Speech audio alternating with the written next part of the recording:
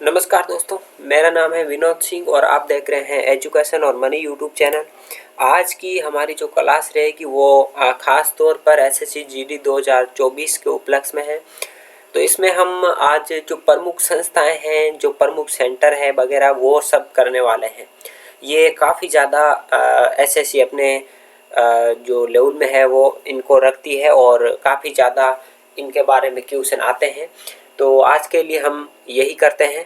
तो करते हैं क्लास को शुरू और पहला क्वेश्चन आपके सामने है।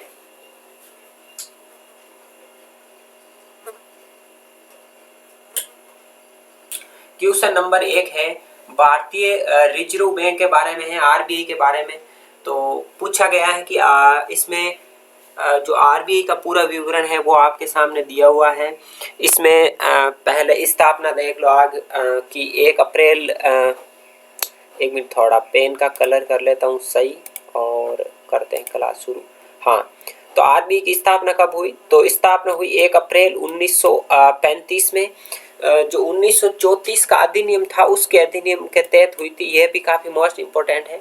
और अब आपके पास ये अगर पीडीएफ नहीं है तो पीडीएफ भी मैं बताऊंगा, ये कहाँ मिलेगी, आप अंत क्लास देखना, ठीक है। क्लास के लास्ट में मैं बताऊंगा कि ये पीडीएफ आपको कहाँ पर मिलेगी। पूरी बहुत बड़ी की पीडीएफ है ये, मैं इसमें से कुछ ही पार्ट करवा रहा हूँ। ये उत्कर्ष की तरफ से पीडीएफ है, ठीक है। और आरबीआई का मुख्यालय कहाँ है? तो मुख्यालय है मुंबई में। इसका राष्ट्रीयकरण कब हुआ? तो 1 जनवरी 1949 को इसका राष्ट्रीयकरण हुआ। नेक्स्ट बात करें तो प्रथम गवर्नर कौन थे? तो सर ऑसबॉर्न स्मिथ है। ये आरबीआई के पहले आपके गवर्नर थे। और अगली बात करें प्रश्न की तो अगला है आपके कि भारत के इस मतलब आरबीआई के वर्तमान जो गवर्नर है वो कौन है? तो सीडी देशमुख इसके वर्तमान गवर्नर है। और सॉरी, प्रथम भारतीय गवर्नर है और वर्तमान में शक्तिकांत दास है जो 25वें है, राइट। तो प्रथम भारतीय गवर्नर कौन है? तो सीडी देशमुख, क्योंकि ये पहले अंग्रेजी सरकार द्वारा बनवाई गई थी। तो उसके हिसाब से जो भारतीय गवर्नर है वो भी पूछा जा सकता है। नेक्स्ट संस्था है आपके इसरो। ये काफ़ी इम्पोर्टेंट है और चर्चा में भी रही है। जो अंतरिक्ष केंद्र में इसके काफ़ी रोचक जो खबरें हैं, सुर्खियां हैं वो बनी रहती हैं। और हाल ही में जो चंद्रयान 3 भेजा गया है उसके कारण भी ये सुर्खियों में तो पूछा जा सकता है इसके बारे में क्वेश्चन। तो स्थापना से पहला क्वेश्चन, तो स्थापना से तो स्थापना हुई थी 15 अगस्त 1969 को। और फुल फॉर्म भी कई बार पूछ सकते हैं। तो इंडियन स्पेस रिसर्च ऑर्गेनाइजेशन या भारतीय अंतरिक्ष अनुसंधान संगठन आप कह सकते हो। और नेक्स्ट इसका मुख्यालय है बंगलुरु में। और प्रथम चेयरमैन कौन थे? तो डॉक्टर विक्रम साराभाई। उन्हीं के प्रयासों से इसरो की स्थापना हुई थी भारत में। और भारत में अंतरिक्ष विज्ञान के जनक कहा जाते हैं ये विक्रम साराभाई, राइट। और प्रक्षेपण केंद्र की बात करें तो सतीश धवन अंतरिक्ष केंद्र है जो श्रीहरिकोटा आंध्र प्रदेश में है। और हाँ, याद रख लेना इसका मुख्यालय बंगलुरु में है। और जो आपका प्रक्षेपण केंद्र है वो आंध्र प्रदेश में श्रीहरिकोटा में, ठीक है। वर्तमान चेयरमैन है के सिवान। वैसे वर्तमान इसके जो चेयरमैन है वो थोड़ी ये पुरानी है पीडीएफ। तो इसके वर्तमान जो चेयरमैन है वो एस सोमनाथ है, राइट, इसरो के।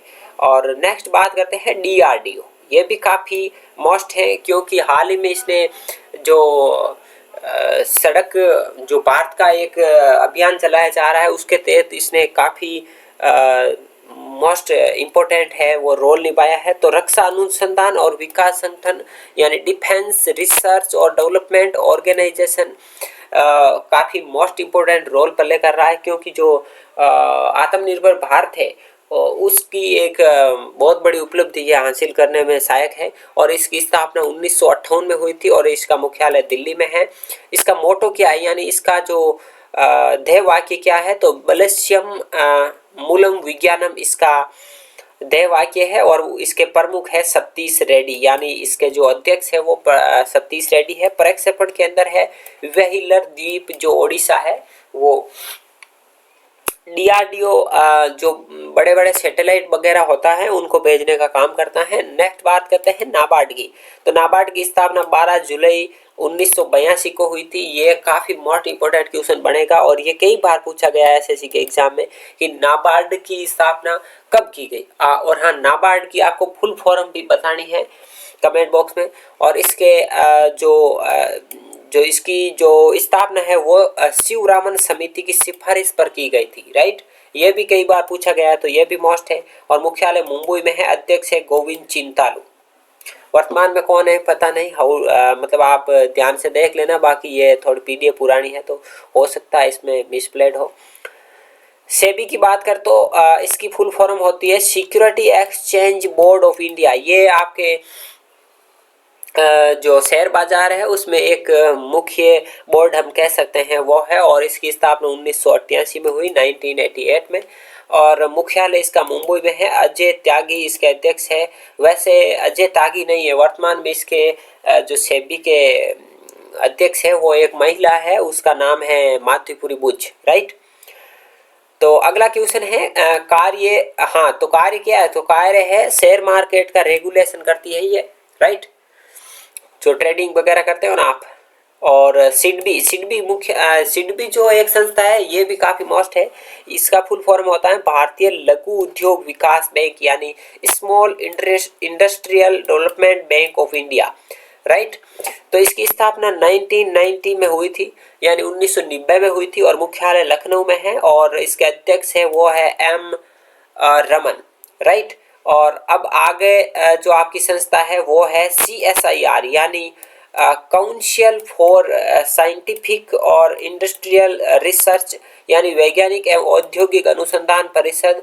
इसकी स्थापना 1942 में हुई और भारत के प्रधानमंत्री इसके अध्यक्ष होते हैं। शेखर मांडे इसके महानिदेशक है और मुख्यालय दिल्ली में है। संस्थापक शांति स्वरूप भटनागर थे, ठीक है। बात करते हैं नोट लगाकर, तो शांति स्वरूप भटनागर पुरस्कार है वो विज्ञान के क्षेत्र में दिया जाता है, ये भी पूछा जा सकता है। अब बात करते हैं, ये भी काफी मोस्ट इम्पोर्टेंट है, बार्क यानी Bhabha atomic research centre, right. तो ये काफी मोस्ट इम्पोर्टेंट सेंटर है बार्क। इसकी फुल फॉर्म भी पूछी जा सकती है, तो full form Bhabha atomic research centre हो जाएगा। और संस्थापक इसके पूछे जा सकते हैं डॉक्टर होमी जहांगीर भाभा के, जो एक प्रसिद्ध भारतीय वैज्ञानिक हुए थे, उनके नाम पर इसका नाम रखा गया था। तो इसमें क्या है, ये भारत के परमाणु वैज्ञानिक भी थे और इसका मुख्यालय ट्रॉम्बे महाराष्ट्र में है और स्थापना 1954 में हुई थी, राइट। और आगे बात करते हैं तो LIC की बात करते हैं। LIC यानी life insurance corporation of India, जीवन बीमा निगम। इसकी स्थापना कब हुई? तो जो 1956 का एक्ट आया उसके तहत LIC की स्थापना हुई थी। और ध्येय वाक्य है जिंदगी के साथ भी जिंदगी के बाद भी। अच्छा, एक ये आपके छूट रहा है यहाँ, इसमें कुछ नहीं है, ये भी जो बार्क है उससे संबंधित आपके दिया हुआ है। जो हमने अभी बात पढ़ा है ना, उसके जो परमाणु संयंत्र है उसमें ये दिए हुए रावत भाटा राजस्थान में है, काकरापार सूरत गुजरात में। ये भी पूछे जा सकते हैं, आपको याद कर लेना है, रट लेना है, मतलब एक नोट्स आपको तैयार कर लेना है। केगा कर्नाटक में है, कुडनकुलम तमिलनाडु में है, कलपक्कम तमिलनाडु में, नरोरा कहाँ है उत्तर प्रदेश में। ये काफ़ी मोस्ट इम्पोर्टेंट है और ये अभी निर्माणाधीन है, ठीक है। तो ये रूस की सहायता से है, याद रख लेना कौन, कुडनकुलम। बाकी भी ये रावत भाटा वगैरह ये भी किसी की सहायता है, जैसे कि जापान वगैरह है, ठीक है। आगे ये काफी मोस्ट इम्पोर्टेंट है, अभी हाल ही में ये ज्यादा चर्चा में है और इसका जो फुल फॉर्म आपको बतानी है वो भी पूछी जा सकती है, BRO यानी बॉर्डर रोड ऑर्गेनाइजेशन।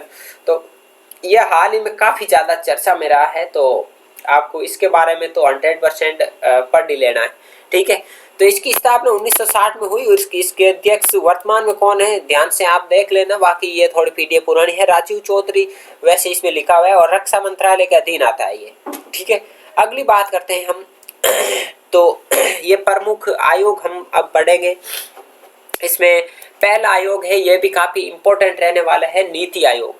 इसका फुल फॉर्म है national institute for transforming India, यानी जो नीति आयोग है उसकी फुल फॉर्म ये है। और इसका गठन 1 जनवरी 2015 को हुआ था। ये भी आपको मतलब इस तरह का क्वेश्चन पूछा जा सकता है। और इसके जो अध्यक्ष होते हैं वो जो पदेन प्रधानमंत्री होते हैं वो होते हैं। और आयोग का वैसे ही इसको आपके 1 जनवरी 2015 को जो स्थापना हुई थी ना, वो उससे पहले इसे योजना आयोग के नाम से जाना जाता था और योजना आयोग की स्थापना 1950 में हुई थी, तब से यह चला आ रहा है। उसके बाद में 1 जनवरी 2015 को इसका नाम नीति आयोग कर दिया गया, राइट। अगली बात करते हैं, तो इसके अध्यक्ष बता दिया आपको, और उपाध्यक्ष कौन होते हैं, तो उपाध्यक्ष इसके पहले उपाध्यक्ष थे वो अरविंद पनगड़िया थे और वर्तमान में इसके राजीव कुमार है वो इसके उपाध्यक्ष है। वैसे राजीव कुमार वर्तमान में आपके निर्वाचन अधिकारी भी है, तो ये शायद यहाँ कोई और है, आप पता कर लेना। बाकी सीईओ की बात करें तो सिंधु खुल्लर इसके पहले सीईओ थे और वर्तमान में इसके अमिताभ कांत सीईओ है। थिंक टैंक यानी सोचने वाली संस्था के नाम से भी इसे जाना जाता है, नीति आयोग को।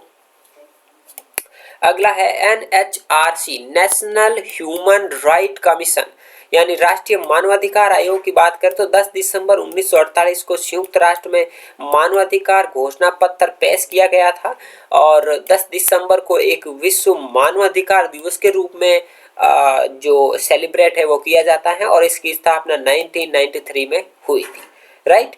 और आपको पूछ ले कि मानवाधिकार जो घोषणा पत्र है राष्ट्र में जो मानवाधिकार घोषणा पत्र है वो कब पारित हुआ, तो वो 1948 में हुआ था, ठीक है, ये काफी मोस्ट है। और स्थापना पूछे तो 1993 में हुई थी। विधिक आयोग की बात करें तो 1993 का एक्ट है उसके तहत हुई थी और वर्तमान इसके अध्यक्ष है वो है अरुण कुमार मिश्रा। कार्यकाल की बात करें तो 3 वर्ष या 70 वर्ष जो भी पहले हो वो कार्यकाल होगा।